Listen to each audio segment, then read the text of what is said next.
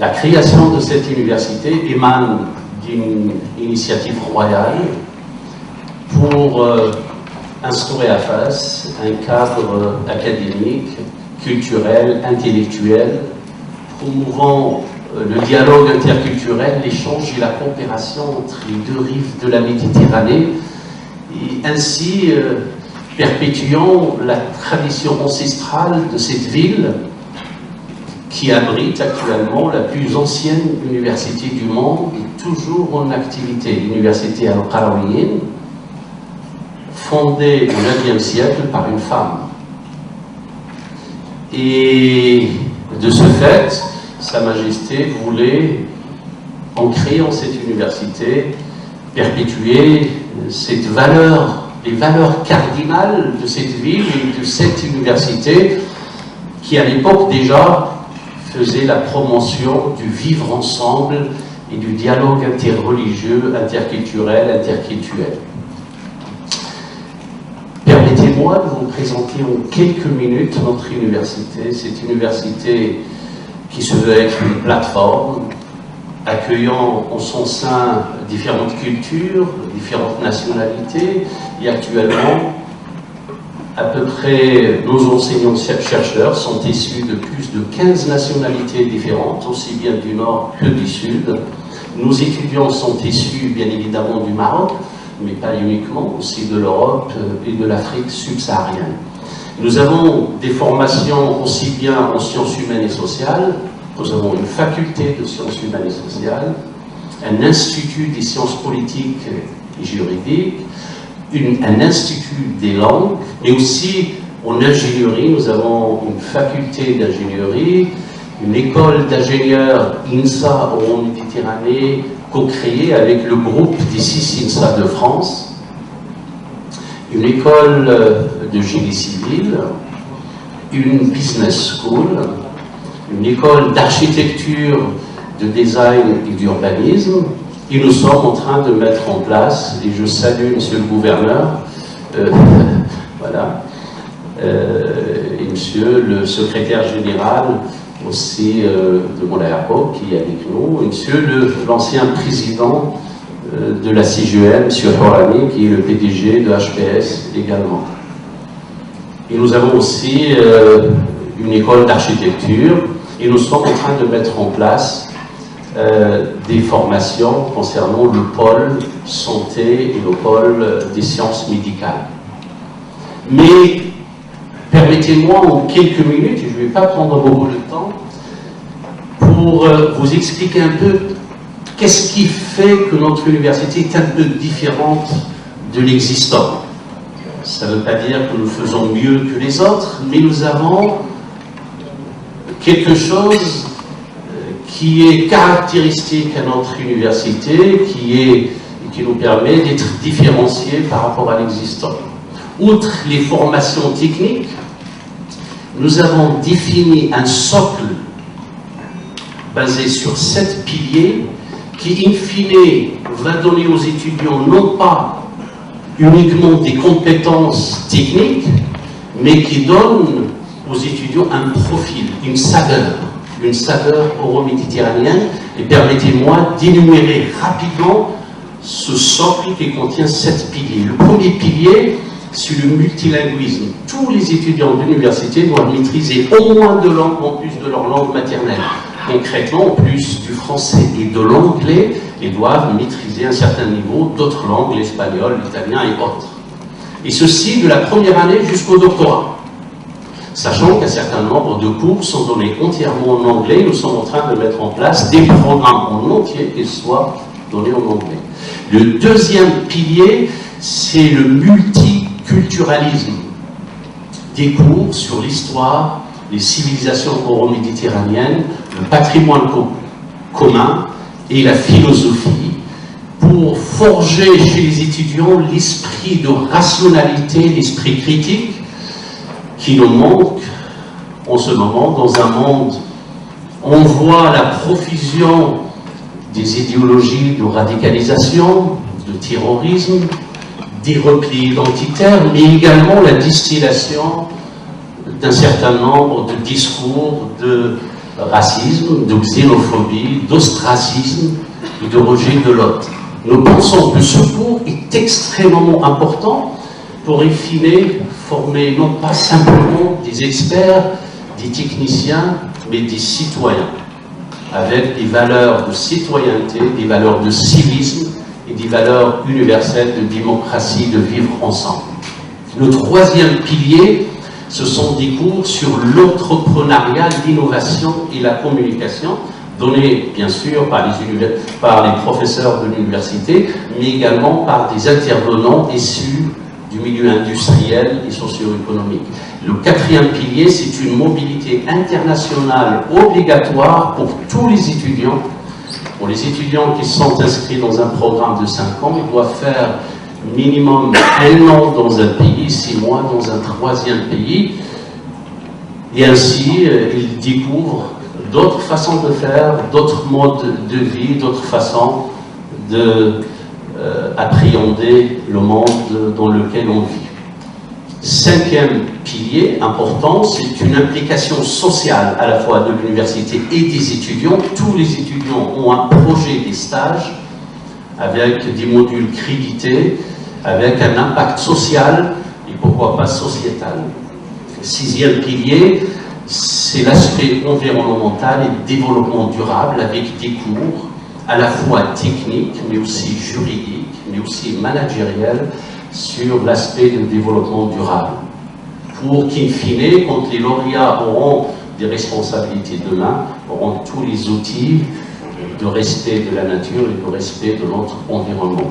Et le septième pilier, je l'ai laissé exprès vers la fin, c'est une utilisation massive des technologies de l'information et de communication, sachant que l'ensemble de l'université est câblé via la fibre optique et est doté de toutes les nouvelles technologies en matière de communication, en matière du digital et en matière du numérique. La rentrée prochaine, toutes les salles de classe, ils ont des écrans interactifs parce que le monde évolue à une vitesse vertigineuse alors que notre monde académique, nous sommes en train de continuer à enseigner avec des méthodes que je qualifierais de Cro-Magnon, de l'époque des Cro-Magnons, de l'époque de l'Australopithèque. Et notre université veut être dans la modernité, donc nous avons au sein de cette université vraiment toutes les technologies modernes sur les nouvelles technologies, sur le digital, et nous allons ouvrir à la rentrée 2019 de nouveaux programmes sur l'intelligence artificielle, sur le numérique, en interaction avec des laboratoires que nous avons déjà, sur le big data, sur les blockchains, sur les réseaux de neurones, mais aussi des laboratoires vraiment uniques.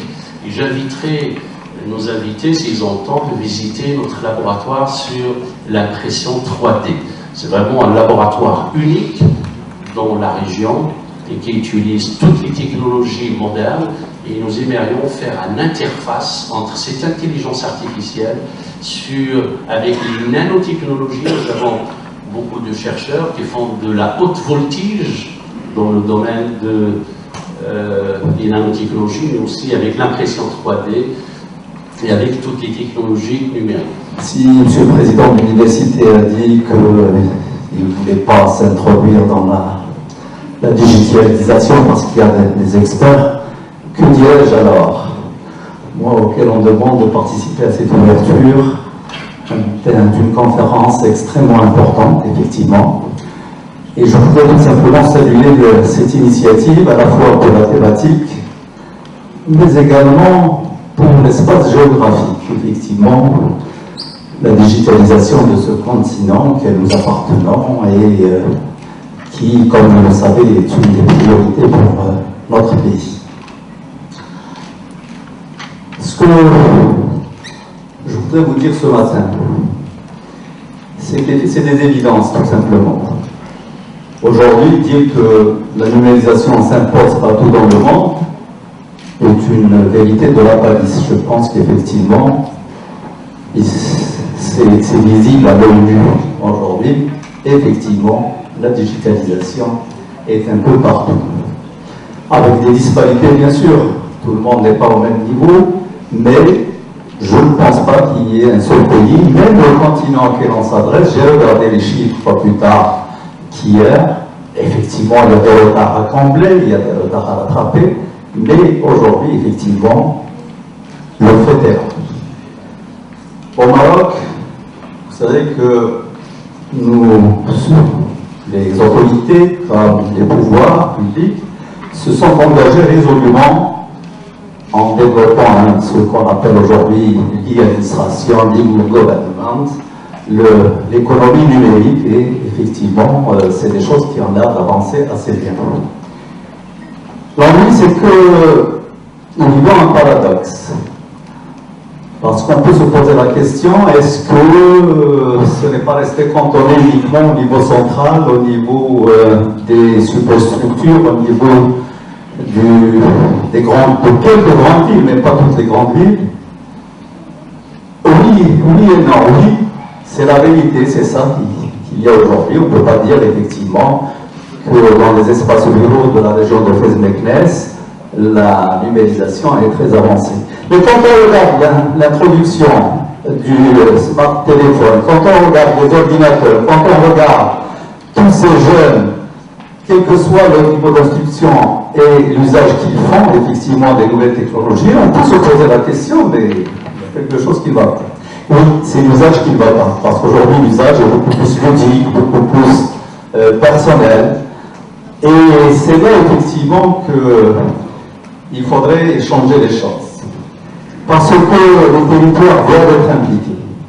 Les territoires, aujourd'hui, même à leur corps défendant, vont se voir effectivement imposer cette numérisation, donc il vaut mieux qu'ils prennent les devants et qu'ils y aillent. Pourquoi? C'est très simple, effectivement, là aussi c'est une évidence. La numérisation change énormément les comportements, change les méthodes de travail. On peut se poser la question, ouais, vous savez, le vieux de 65 ans qui est dans le doigt en haut, est-ce que réellement c'est un apport pour lui, est-ce qu'il va s'y engager? Ben oui, on a eu ce genre de réaction et de réflexion à chaque fois qu'on voulait introduire quelque chose effectivement de nouveau dans la société. J'ouvre une parenthèse et je la ferme tout de suite. Quand il a fallu commencer à mettre, vous parliez effectivement de Cro-Magnon, bon, ça fait à peine 20 ans, mais c'est Cro-Magnon, quand on voulait mettre les cabines téléphoniques dans les rues, oh mais tout le monde va casser ça, mais vous êtes fous, mais effectivement, il y a de la classe. Ça a duré 6 mois, 1 an, après, les gens se sont habitués, et l'usage aujourd'hui qui est fait même dans les campagnes est énorme. Or, effectivement, c'est les campagnes qui ont besoin aujourd'hui, c'est dans le rural qu'on a besoin le plus, effectivement, de cela. C'est le petit agriculteur qui cultive dans sa montagne, qui veut vendre ses produits, qui n'a pas les moyens ni capacités de venir dans la grande ville, d'amener sa marchandise. Effectivement, imaginez si le matin il reçoit sur sa tablette, son ordinateur, on lui demande qu'est-ce qu'il a, qu'est-ce qu'il la commande et s'il peut la satisfaire. C'est effectivement celui qui loge l'habitant également dans le doigt, on demande si la chambre est libre, s'il peut y aller, c'est la télémédecine, c'est la formation, c'est. Donc effectivement, il y a des avantages énormes à retirer de tout cela. Si on ajoute à cela effectivement sur le plan humain, la cassure de la solitude, les liens que ça peut créer entre effectivement personnes d'un certain âge et vivant seuls, eh bien, on s'aperçoit tout de suite que les avantages sont énormes.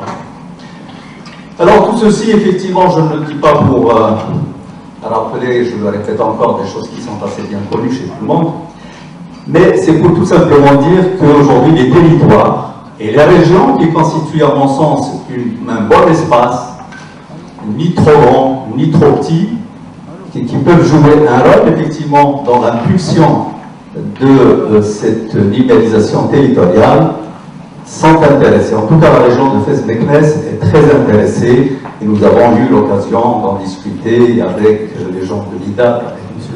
Jean Moulin, avec d'autres.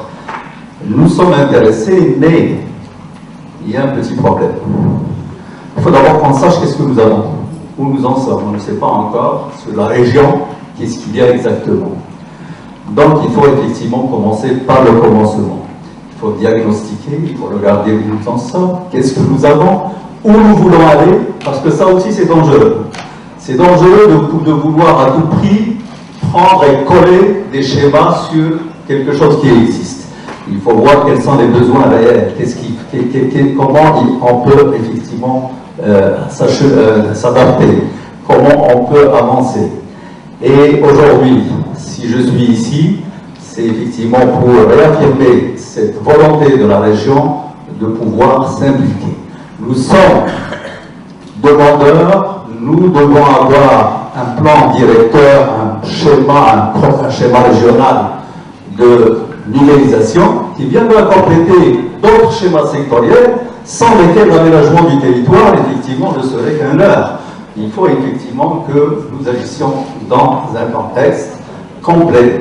Et comme la région de Fès-Meknès se targue, et c'est la vérité, son premier atout, effectivement, c'est les 5 universités, 5 grandes universités, dont celle au sein de laquelle nous nous trouvons, qu'elle met en avant, et bien on ne peut pas bâtir cette économie du savoir de la région sans cette dimension de numérisation. Donc, je vous dis que la région est prête, je vous remercie de nous avoir conviés.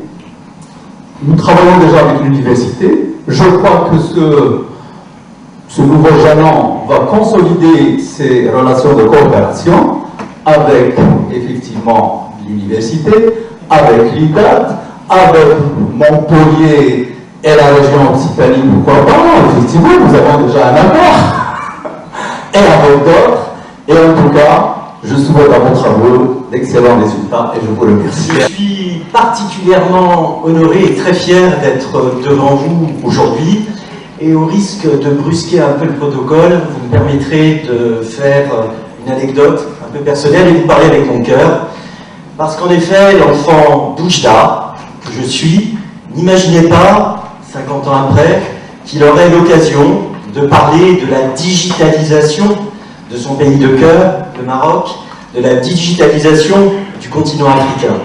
Quand je traversais la plaine de Gassif avec mes parents, à l'époque, on n'avait pas de portable pour effectivement regarder la Coupe du Monde de football.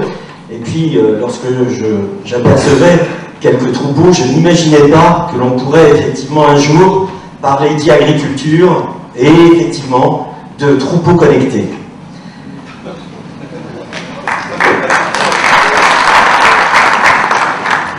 Il y a plus d'un an, et je tiens sincèrement à remercier monsieur le gouverneur de Sfro et mon si cher ami Sidi Ahmed de Tagarouine, grâce à qui ces rencontres ont été possibles.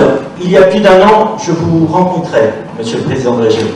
Et souvenez-vous, nous étions dans les hauteurs de Fès, devant cette vue absolument splendide de cette capitale impériale, et nous avions évoqué ensemble les opportunités qui étaient ouvertes par le digital pour votre superbe région, tant en termes de tourisme, d'agriculture, mais aussi d'éducation ou encore d'e-santé. Souvenez-vous, monsieur le président, nous avions commencé à dessiner ensemble les contours de ce projet que j'espère nous allons pouvoir piloter avec l'université Euromède de Fès pour permettre à la région de Fès-Meknès de compter parmi, on va dire, le top des Smart Territories. Il y a plus d'un an, je vous rencontrais, cher Mostafa, et j'avais été enthousiasmé par votre ferveur, par la conviction de l'homme de science et le grand humaniste que vous êtes, par aussi ses qualités humaines, alliant à la fois la science et les humanités, alliant l'esprit académique et l'esprit entrepreneurial. Et le projet de votre université, Université d'Excellence, me semble être en effet l'occasion de réaliser une force avec l'IDAD DigiWorld, qui est un think tank leader européen pour le digital. Et vous vous souvenez, ici encore, on s'était promis de consolider la passerelle qui existe entre le bassin méditerranéen, entre les deux rives de la Méditerranée, l'Europe bien sûr et l'Afrique, en passant bien évidemment par le Maroc et la France. Ces deux rencontres, accompagnées des encouragements du ministre de l'Industrie du Maroc, M. El Alami, des services de l'ambassade de France, que je tiens à rendre hommage, et de M. le consul général, eh bien, ces deux rencontres nous ont permis de donner cœur et chair à une convention, à un partenariat que nous avons signé ensemble en octobre dernier. Ce partenariat, et au-delà l'amitié qui nous unit désormais, résolument tourné vers l'action, mais aussi la réflexion, vise à créer non seulement un observatoire du numérique dont nous allons vous dévoiler tout à l'heure avec Didier Couillot et Pierre-Michel Attali les premières conclusions, non seulement un programme de publication conjointe et de research, non seulement des équipes dédiées à l'accompagnement, pourquoi pas, de projets de transformation digitale des régions, mais avant tout la mise en place d'une énergie nouvelle destinée à décrypter, saisir et accompagner les opportunités du digital au Maroc et plus largement sur le continent africain. Éclairer le futur digital, c'est notre promesse, c'est la promesse de l'IDAP DigiWorld. C'est aussi une promesse qui, j'espère, sera la vôtre. La force de l'IDAP DigiWorld, c'est tout d'abord ses 70 membres. 70 membres issus de grands groupes internationaux, français, européens, de TPE, de PME et de start-up. 70 membres qu'avec François Barrault, le président de l'IDAP, nous réunissons mensuellement dans des clubs à Londres, Bruxelles, Paris, et je l'annonce ici officiellement à partir de la rentrée au Maroc, à Rabat et à Casablanca. Et à Fès, bien sûr, bien sûr. La force de l'IDAP DigiWorld, c'est aussi notre capacité à construire de la réflexion collective, à produire de l'intelligence collective, avec des membres qui sont parfois des compétiteurs. Évidemment, le digital a bousculé un peu les frontières, et nous le savons désormais, on ne parle plus de compétition, mais de coopétition. Dans ces clubs, dans notre instance, dans notre think tank, nos membres peuvent partager, proposer des solutions, partager leurs doutes aussi, parce que le monde digital est un monde qu'il nous faut éclairer. Nous accompagnons, nous décryptons toute la disruption des différents paradigmes de l'économie traditionnelle provoquée par le digital. Mais cette plateforme d'échange, au-delà des ambitions commerciales, parce que bien évidemment nos membres font aussi du business ensemble, est avant tout un laboratoire d'idées qui décode les signaux faibles, un laboratoire de prospective, un laboratoire pour construire le monde positif, digital de demain. La force de l'IDAP DigiWorld, c'est aussi d'être un think tank multisectoriel. Certes, notre origine est très fortement marquée par les télécommunications. L'origine du numérique, bien sûr, il y avait les opérateurs en télécommunications, les infrastructures. Je tiens d'ailleurs ici à remercier Orange Maroc qui nous accompagne dans l'organisation de cette manifestation. Mais la révolution digitale concerne aujourd'hui, et vous l'avez dit, l'ensemble des secteurs de l'économie, que ce soit l'agriculture, que ce soit le tourisme, que ce soit la santé, l'ensemble des acteurs publics et privés. Le sujet d'ailleurs est tout autant économique, technologique que sociétal et politique, vous l'avez là aussi précisé. Alors, vous avez parlé d'intelligence artificielle, vous avez aussi parlé notamment des équipements en 3D. Je tiens à saluer les investissements que vous avez réalisés ici à l'Université européenne de Fès, parce que très sincèrement, ces équipements feraient rougir d'envie un grand nombre d'universités européennes. La force de l'IDAP, c'est la force de ses membres, mais c'est aussi la force des 60 experts, ingénieurs, consultants, économistes, qui, au quotidien, accompagnent nos membres et nos clients dans la compréhension de la transformation de leur business model, dans le décryptage de leurs nouvelles relations clients, dans leurs décisions d'investissement, dans leurs choix technologiques. En effet, nous avons fêté il y a 40 ans, l'année dernière, nos 40 ans. Et nous avons eu la chance de fêter ces 40 ans en présence du ministre du numérique français et lors de notre summit qui avait été placé sous le haut patronage du président de la République française, Emmanuel Macron. Nos équipes, pendant ces 40 ans, ont constitué des bases de données qui constituent de véritables benchmarks internationaux, en embarquant à la fois les aspects technologiques, à la fois les aspects réglementaires, à la fois aussi l'ensemble des transformations qui impactent la relation client. Nos équipes ont capitalisé pendant ces 40 ans sur l'expérience et l'accompagnement des projets de transformation.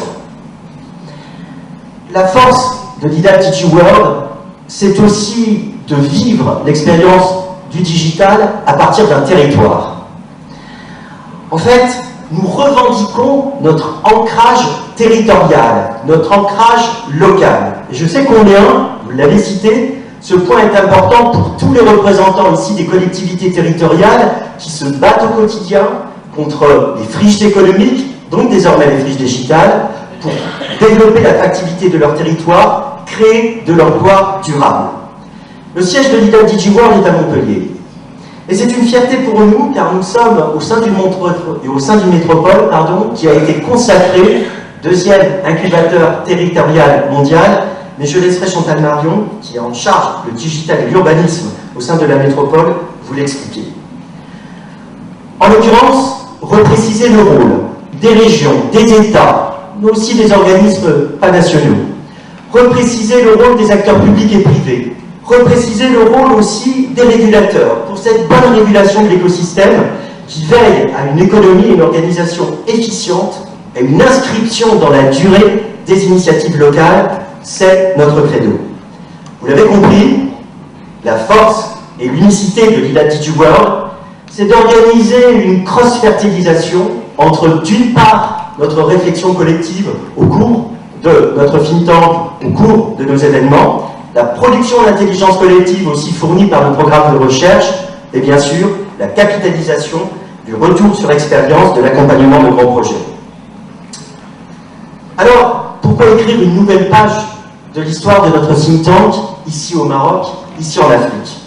Eh bien, cela a été aussi précisé, le digital n'a pas de frontières, le digital a aboli les frontières traditionnelles. Alors certes, il y a les GAFAM aux États-Unis, il y a les BATX, en Chine, il y a l'Inde, mais au sein de l'IDA DigiWorld, nous croyons qu'il est possible d'avoir une réponse européenne et une réponse africaine. L'IDA DigiWorld et ses membres, qui sont venus nombreux ici à Fès, en attesteront, nous faisons partie de ceux qui sont résolument afro-optimistes. Cela veut dire que nous ne faisons pas preuve d'un angélisme béat, mais nous croyons en effet qu'il existe ici en Afrique, et plus particulièrement au Maroc, des potentialités qui vont permettre de rattraper ce que certains ont pu considérer d'ailleurs comme un avantage, ce fameux saut de grenouille, hein, c'est un saut qui le dit, vont permettre de rattraper encore plus vite et d'avoir un véritable avantage par rapport à l'économie digitale. Nous faisons partie de ceux, comme Gilles Babinet, qui considèrent que la digitalisation du continent africain aura un impact sur la digitalisation globale du monde. Il était donc légitime que l'IDA DigiWorld, compte tenu de son positionnement de leader de l'économie digitale au niveau européen, eh bien s'intéressa à l'Afrique, s'intéressa au Maroc. Alors pourquoi le Maroc? C'est pas devant cette noble assemblée que je vais préciser tous les avantages que présente le Maroc, l'influence politique, spirituelle aussi du Maroc sur le continent africain. Par ailleurs, nous avons avec le Maroc des similitudes en termes d'organisation, organisation territoriale qui vont nous permettre, j'en suis sûr, de capitaliser et de pouvoir faire des échanges sur nos expériences réciproques. Alors il ne s'agit pas de faire du copier-coller, nous allons sans doute appliquer ce que nous pouvons nous inspirer d'ailleurs du salut éthiopien, le shoulder to shoulder, c'est-à-dire que nous allons comparer ensemble eh bien, nos expériences pour construire un nouveau modèle. Notre DigiWorld for Africa s'inscrit donc dans une portée symbolique forte. Parce que la France est l'ami du Maroc, et parce que le Maroc est l'ami de la France, parce que bien sûr nous voulons consolider notre volonté de faire ce trait d'union entre les deux rives du bassin méditerranéen, parce que bien sûr il y a le jumelage des villes de Fès et de Montpellier, parce que bien sûr, et vous l'avez dit Monsieur le Président de Région, il y a aussi un accord de partenariat entre la région Occitanie et la région de Fès, parce que aussi Fès est une capitale spirituelle, une capitale d'ouverture, bien, je crois que nous fondons ici et nous posons les premières pierres d'une aventure commune qui permettra à l'ensemble des acteurs du numérique, européens, marocains, africains, d'écrire la nouvelle page d'une histoire économique et d'un progrès social en Afrique. Je vous remercie pour votre attention. Au nom du président de la CGM, M. Salahdine Zouel, et du vice-président, M. Fessenkoa, je suis très honoré de venir représenter la CGM aujourd'hui pour vous parler de notre programme qui concerne le digital. Évidemment, le programme de la CGM est un programme qui concerne tous les secteurs, mais ce que nous voudrions communiquer avec vous aujourd'hui, c'est que le digital est véritablement le backbone, le squelette du programme de la CGM pour les 3 prochaines années. Nous avons, avec la BEBI, décidé de construire le modèle du digital. Ce que je viens d'entendre de M. Moulin aujourd'hui m'encourage à solliciter le directeur général du NET et le président de l'IDAT pour que nous soyons des partenaires extrêmement proches, extrêmement dynamiques, puisque la CGM d'aujourd'hui est une CGM inclusive qui a pris le parti de monter sur la politique régionale, puisque lors des élections, nous avons commencé par aller consulter les régions, consulter les secteurs dans les régions, avant de venir construire le nouveau programme de la CGM pour les 3 prochaines années. C'est donc un parti que nous avons pris pour pouvoir nous orienter vers une CGM qui puisse inclure l'ensemble des régions, l'ensemble des secteurs de ces régions, et éviter autant que faire se peut, grâce au numérique, d'avoir de l'exclusion. C'est ça, la magie du numérique, c'est de pouvoir communiquer avec nos pairs entrepreneurs comme si nous étions dans le bureau d'à côté. Et ça, je crois que la CGM a pris le parti de le consacrer pendant les 3 prochaines années. Alors, évidemment, ce data collecting que nous avons commencé à faire dans les régions nous a permis de remonter des informations pertinentes que nous allons croiser avec vous, qui avez fait ou qui est en train de faire un travail de connect également à votre niveau. Et nous avons évidemment décidé à la fois de consacrer toute la problématique de la convergence analogique des techniques qui sont utilisées dans les entreprises pour en faire un outil de digitalisation globale au service des secteurs. Aujourd'hui, nous avons une concurrence, nous le savons tous, c'est la robotique. Et cette robotique va nous apporter à la fois des problèmes d'emploi, mais aussi des problèmes de mise à niveau des entreprises. Il faut que nous puissions jouer sur ces 2 paradoxes. Nous avons, je vais vous présenter quelqu'un que probablement vous allez découvrir dans les prochains mois, qui s'appelle Baxter.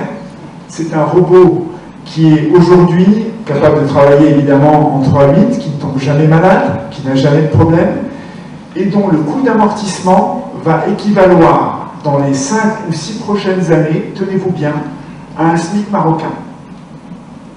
Ça veut dire que ce que vous voyez aujourd'hui, qui va évidemment évoluer, va venir en concurrence directe des emplois.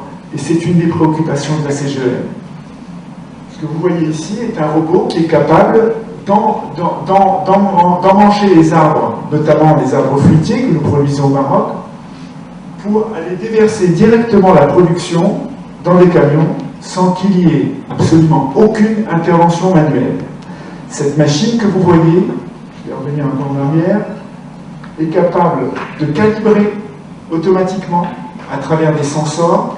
Et donc, vous imaginez ce que c'est pour nos industries traditionnelles, qui est l'industrie notamment des arbres fruitiers, et de toute la transformation qui vient derrière. Je vais également partager avec vous, on pourrait se dire à la CGM, je partage avec vous ces images parce qu'elles font partie de nos préoccupations. Et elles constituent des éléments que nous devons intégrer dans notre démarche de digitalisation, puisque nous ne devons pas être dupes. La digitalisation va faire des dégâts, c'est sûr. Elle va faire des dégâts dans le domaine de l'emploi, c'est certain. Probablement, Dieu merci, moins en Afrique, qui n'est pas suréquipée en termes d'équipement d'infrastructure qu'elle ne l'est en Europe et aux États-Unis. Mais ça va venir. Et donc nous avons une formidable opportunité aujourd'hui de rebondir sur un modèle économique qui est un modèle qui est relativement, on va dire, archaïque par rapport à la troisième révolution industrielle, pour aborder la quatrième du bon pied.